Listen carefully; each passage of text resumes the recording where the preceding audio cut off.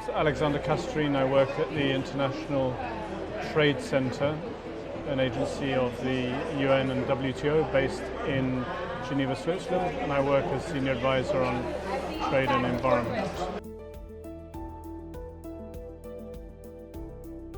I think you can look at it at two broad levels. So firstly, in terms of policymakers, so policymakers setting the incentives for industry to move towards a low carbon economy, and that can take the form of policies on energy, agriculture and so forth, and these will help to align industry with climate change objectives.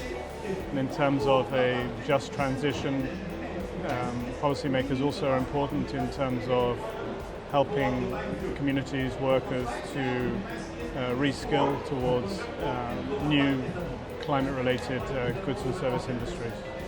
And then the other level we can think about is consumers, in terms of what we buy, the type of products we buy, and that can be in terms of thinking about the carbon content of products, the biodiversity impact of products, so moving towards sort of more ethical consumption patterns.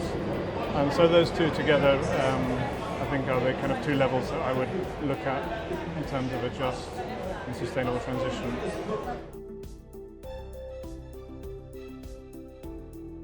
So at the policy level, I think they need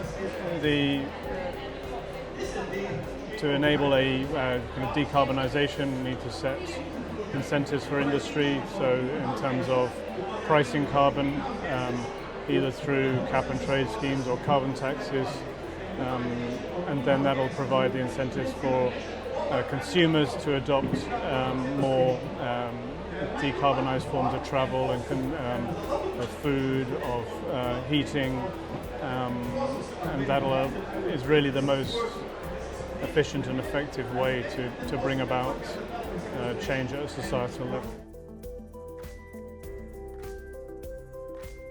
I think if we're talking about carbon pricing, then the obvious challenge is that there are winners and losers, and so we need to find ways to compensate the losers. We need to find a way to make it not fall on the poorest in terms of the price that they have to pay. So there needs to be some sort of element of redistribution of social safety nets. So that's at the policy level. In terms of at the consumption level, yes, there are hard decisions to make at the consumption level.